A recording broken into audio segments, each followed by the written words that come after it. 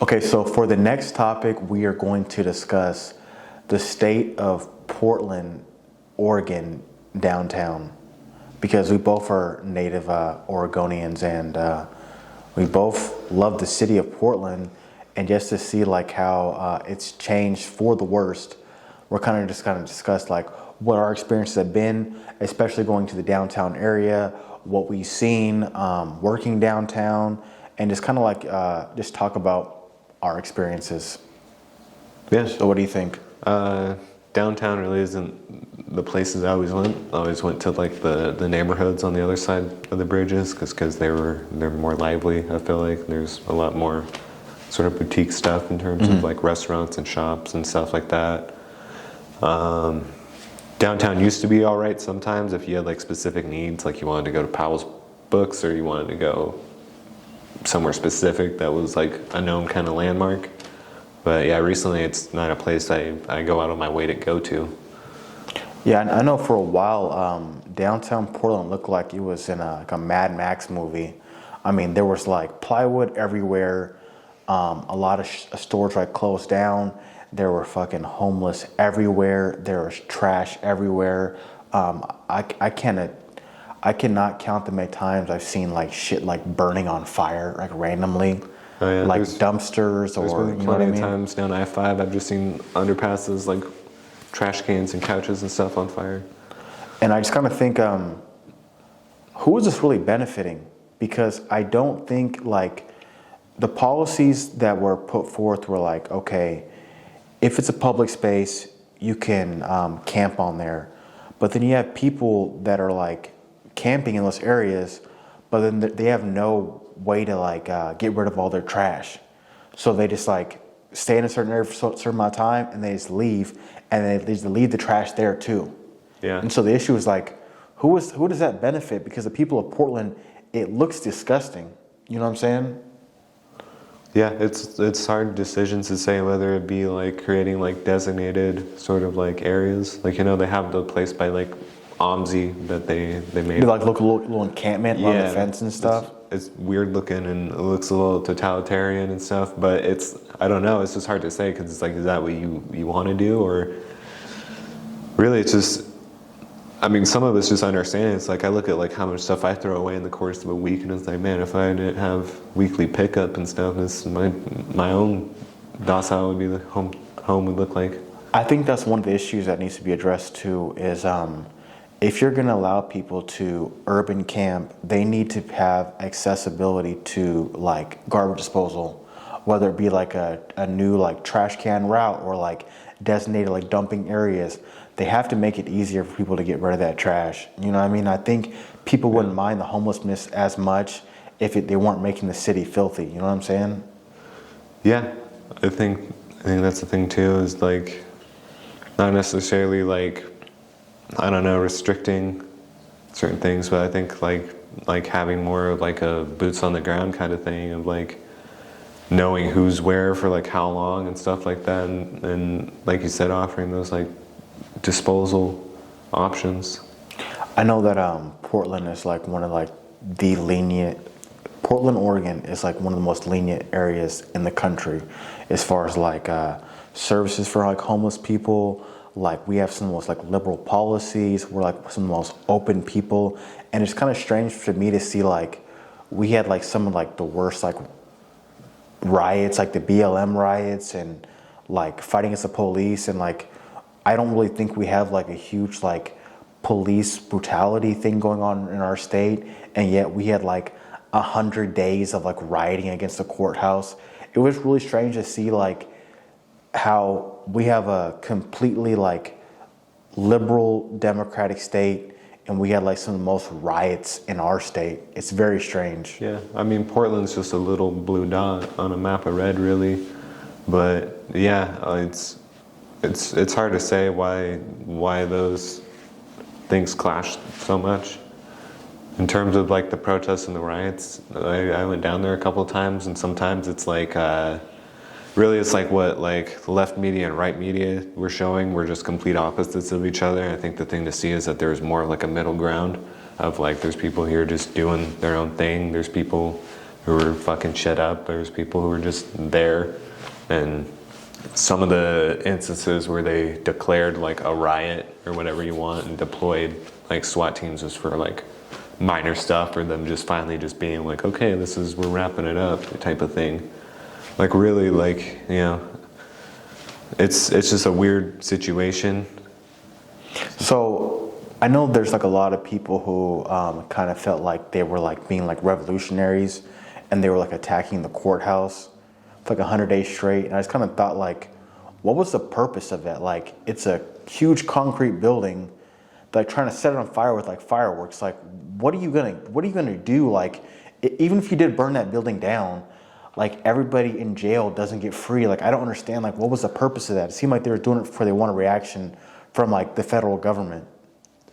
Yeah, I'm not 100% sure. I went down there more with like a friend who was covering it, so like I didn't have the most in-depth experience is with it. I only went down a handful of times, but yeah, I think one of the things to realize is that you go down there, there wasn't very much leadership, I would say. In terms of revolutionary, it was like everybody wanted to be a revolutionary. It's like you have to realize not everybody can be, you know, Yeah. like being down there and walking around and going to the different sides and front and back and throughout the protests, it's like, or riots or whatever it turns into, is like there's people saying like conflicting things there for different reasons. You know, there's people trying to just antagonize other protesters, whether it be like Antifa presence or somebody just trying to like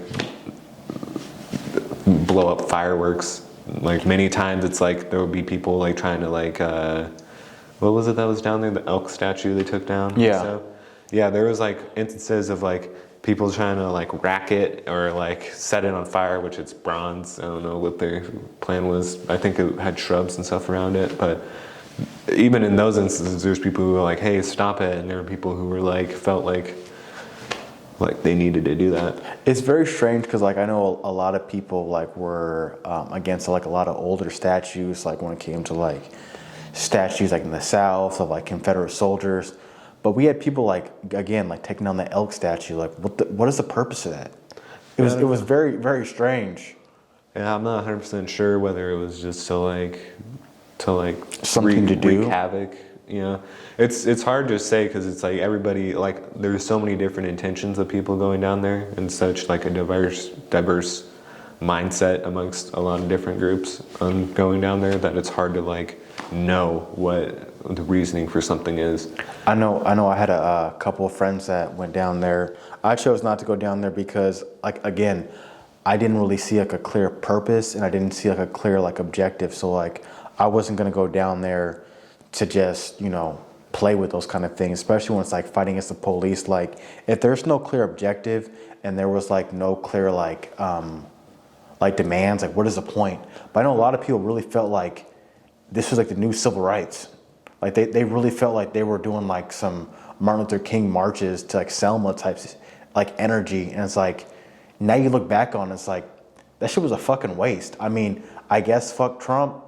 I guess that was the whole energy of like, fuck Trump and fuck his federal building, I guess. And we're gonna beat Trump by doing this. Yeah, I think like organization is the biggest thing behind that. Like you could have turned it into something positive or impactful, but it was disorganized. That's my experience with it.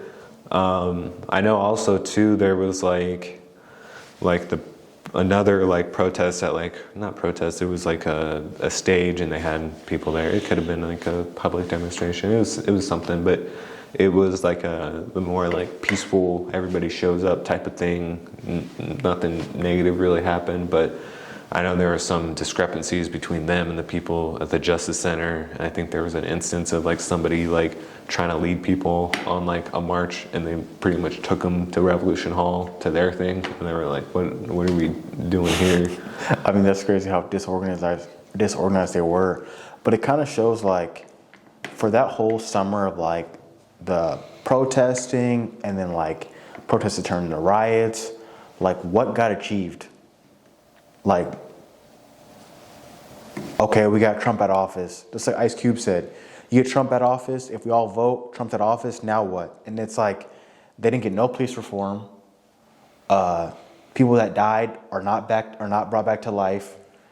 Derek Chauvin went to prison, but that was gonna be obvious. If you've seen the video, you knew he was going to prison. So like, you kind of realize that you have all this energy towards the problem, but if you don't have a solution, you just see like someone's gonna keep trying to take over, and if they don't have a solution, then it just becomes chaos. Yeah. And that's why I think it was like 100 days of just like straight up like chaos. Like some people who like don't have a lot of meaning in life, like trying to find meaning by like tearing shit up. I thought it was very, very, very weird, man. Yeah, there was definitely like, if you watch like All Gas No Brakes, he went down there. Oh yeah. Like the people he had a pretty good perspective on like showing the different sides of it. But yeah, there's just people there who were like, why are you here? Like he interviewed this guy who was like in Viking war paint, and I saw him when I was down there. It's like all he did was hit a drum, and it's like, yeah. What are you contributing? Like what are you doing? You know, I think like it's just honestly just organization, like getting, and that's the thing. It's so hard to get people on the same level, or like do something where it's like a general, like we can do this and it'll benefit us all. But I think people just feel like they've been wronged for so long that it's like, no, I want this. I want what I'm owed. Well, I feel like it's so weird now too, is that like, to me, like I've never seen as much like graffiti throughout Portland, like everywhere. And it's just kind of like, it kind of just shows like the lack of respect people have for the city. And it's like, I understand like the graffiti, the artwork, like that's cool, but it's like, it just shows like how much you don't care about your city and how it looks, like how it's represented. Like I believe that we were gonna be like one of the cities that was gonna host like a March Madness for the women's side, and we got denied because if you go from the airport to like the Rose Garden, it looks like fucking, like it looks awful. And it's like, our city is not bad. We're not Detroit. We're not like Baltimore. It's not decrepit. There's money in the city. You know what I mean? There's money in the state. I mean, it's Nike headquarters in Beaverton. We have Intel here. There's a lot of money in this city, and it's like the way they treat it. It's like, it's awful. And what confuses me is that like we're like one of the most progressive states in the country. And I just don't understand, like, what are you benefiting from tearing up like one of the bastions of like liberty, as far as like being like liberal and understanding and inclusive in our state? Like you pretty much give like Republicans like the best case scenario. Like if we give liberals and progressives what they want, you get this hellscape that is Portland. And I just think it's a bad look, honestly. Yeah, I mean, I think we've seen that a lot of different places where they're like the internal migration in the United States from places like New York and California to Texas and all these other states that are right-leaning. And, you know, I think like somebody was talking about Austin, Texas, and just how it's gone downhill, kind of like the route Portland, you know? I kind of think that sometimes you have to realize that like you have to walk that fine line of like empathy and enabling when it comes to like different like policies and the way you treat people. Like you have some people say, you know, like San Francisco right now, they had that law where if you steal under $900, then you can go free. And so people were stealing like $800 and is leaving. It's like, now you're crippling businesses. Like that wasn't the intended purpose. I understand the purpose. Like you don't want people going to jail for petty theft, but at the same time, like you shouldn't like incentivize it too though. And that's the problem. It's like, how do you find that balance where you're not incentivizing bad behavior, but you're also not like demonizing people who are struggling? You know what I'm saying? Yeah, I think it's like too with like homeless people, like the different like things that are offered to them, where it's like, you know, somebody might make like a volunteer somewhere, make like a care package, and it's like, that's cool, but it doesn't do anything. Like it runs out in a couple of days. Like how is that fiscally feasible, you know, to continue doing that? And it's like, yeah, people need the necessities, but like there has to be a better way than just being like, okay, come back and we'll give it to you again and again and again. And then when you do that, like I come back again and again and again, now you start building like an infrastructure, and now you have people start getting jobs in those roles, and like they don't want to lose their job. So like their main goal is not to end homelessness, it's to do their job. And I'm not, maybe not people like that are boots on the ground, that are like the lower level people, but people at the top, like I've seen like interviews with like Joe Rogan or different other like on Breaking Points. They broke down like how like in LA, people are making like $250,000 to $1 million working on the homelessness crisis, and they're not nowhere near close to solving it because like their job and their money is attached to it. So like if they solve it, now they're out of a job. So their main thing is like they pay the salaries for their people, and they pay money towards like kind of soothing the problem, but they never really try to tackle it. You know what I mean? I think there needs to be just proper rehabilitation too. Because it's like if somebody's, gets in trouble and they're homeless and they go and spend some time in jail or whatever, and they get like a psych eval and they're put on like proper medication. They're somewhere where they're like getting all these things, and it's like, okay, they're evening out and they're not, somebody has like schizophrenia, it's like, okay, they're getting a handle on it. And then it's like, okay, you're released with no access to that stuff again. And it's like you're starting back at square one. So it's like a revolving door type of thing, I feel like sometimes. And I think sometimes like with some of these programs, like they don't care who's like filling the seats as long as they're getting filled. Like, so like if it's someone's like been on the streets for like 10 years, like it doesn't matter if it's like, okay, this person's like, really struggling. Like as long as they're filling these quotas, I feel like sometimes they don't care. And I kind of feel like that's like the struggle, like where you want to help people, but at the same time, like some people want to be homeless, right? Like some people enjoy like living on the streets. They enjoy like being able to do like what they want, being free. Some of these programs, when it comes to like shelters or like different like drug-free programs, you can't do drugs. And so some people are like, you know what? I'm deep in my addiction. I prefer that over, being told what to do. And so like they choose that homeless route. So it's like you also got to tackle like the mental health crisis aspect of it and like the drug addiction. And it's like how do we do that? Yeah, it's honestly just, it has to be like a proper rehabilitation that's like long term, that doesn't just bring you in and kick you out. I feel like it's hard to say what that is in terms of like keeping it from getting abused, because it seems like the times I go downtown, there are people who seems like that's what they want to do is be homeless. But is that true or not? I don't know. There's just sometimes these like vibes you get in terms of like somebody talking to you that might be houseless or homeless. I think that's one of the casualties that isn't spoken about a lot when it comes to like when we remove like religion. I think out of like society, for the most part, like a lot of people are like self-proclaimed atheists now. We also kind of like remove like community. Like I think back in the day, you wouldn't see as much people like being okay with walking past someone being homeless. You know what I'm saying? Because like you might have known like that person's like parents, or like you might have known like that person's brother. So like you kind of had like more like you had more of a deep-seated like empathy, because like you knew people that either they cared about or knew that person in themselves. So it's kind of hard to like see like when you live in a bigger city, like everybody's kind of like a widget and nobody's really connected to anybody like in a real tangible level anymore. And that's like kind of like where like more small town vibes, like you see there's more like caring. So it's kind of difficult to try to care about people you have no idea who they are. And I think that's something that Portland struggles with too. Like we're really open and we do want to care, but like we kind of want to care like at arm's length. Yeah, that seems to be the thing, because even when it's like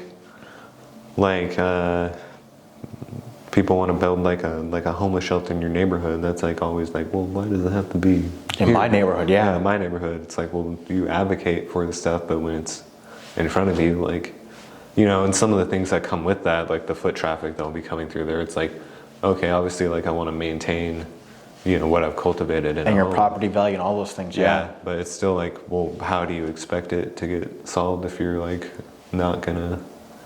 It's weird. It's just a hard decision to make, where it's like, what happens to this property now?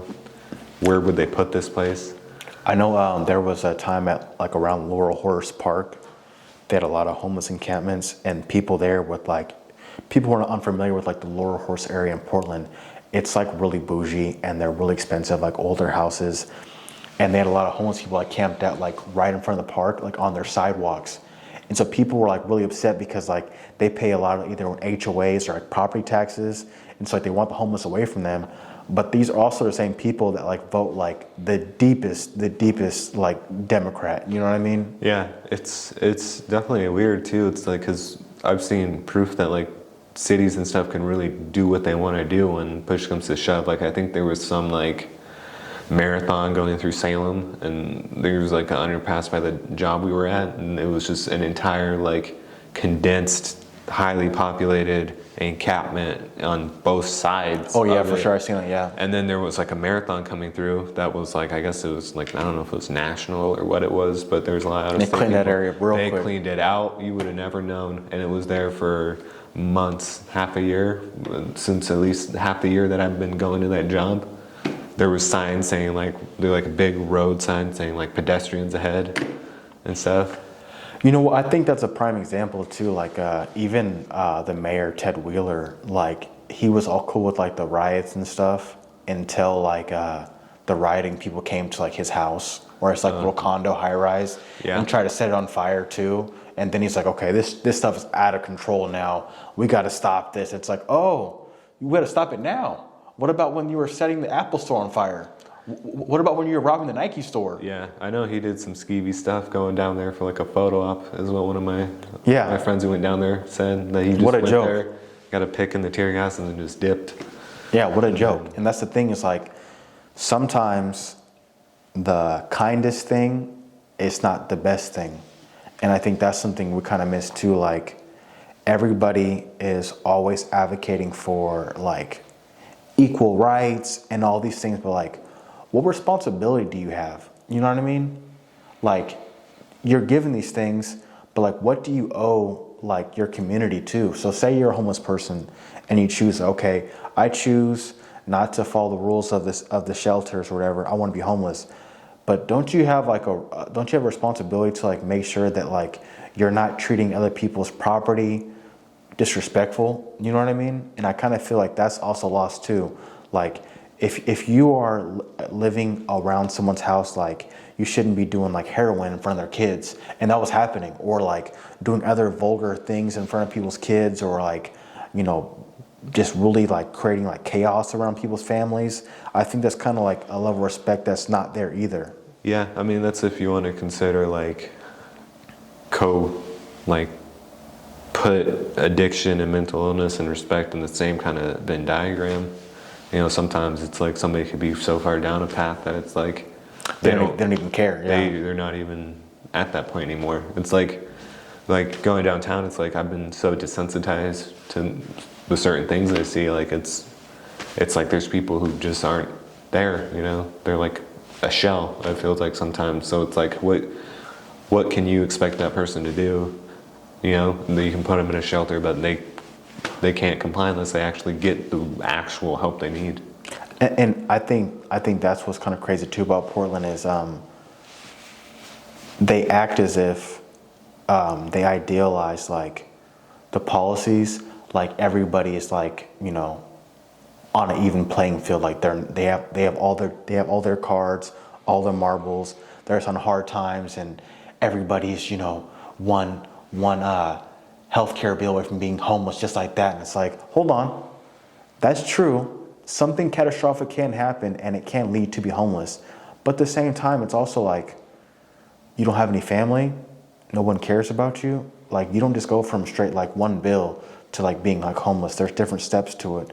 So like also you gotta think like there's certain things that are going in people's lives that might lead them to like either burn bridges with their people they care about, or like them like being ashamed, like running. Like it's not just like, you know, a normal thing per se. You know what I'm saying? Yeah, I'd agree with that.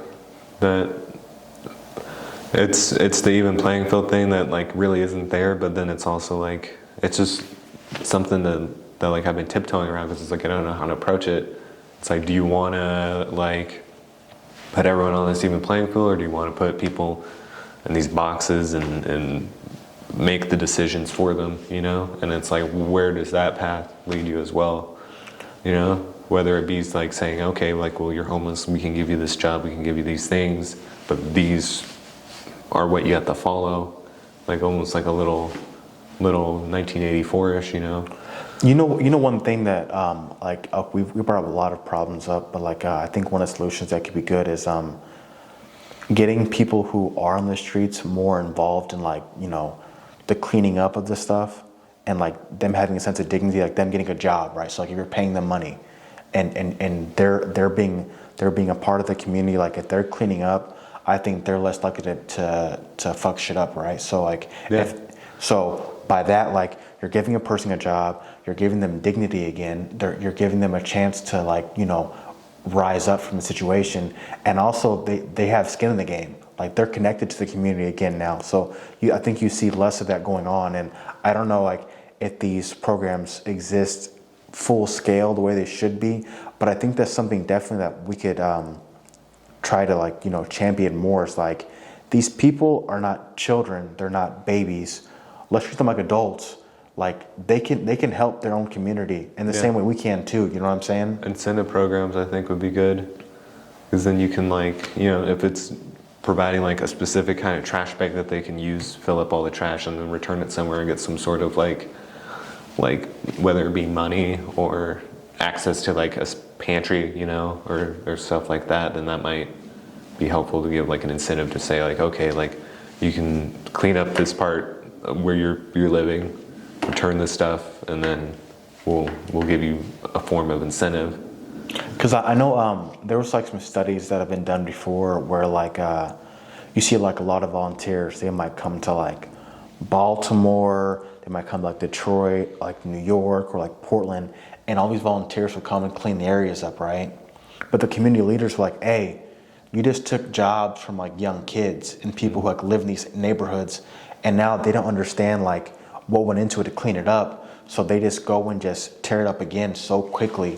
So like you're robbing the people of opportunities to like become invested in their communities. You know what I'm saying? Yeah, and I more think like that's a important too. self-made approach to it. Exactly. Like I think if we stop looking at certain people as like children and more like able-bodied adults, some of them, obviously the mental health issues, that's a big thing, but like if you gave people a chance to like show that like they're cognizant, they can do these things themselves, they can be a part of the community. I mean, they might fall into hard times, but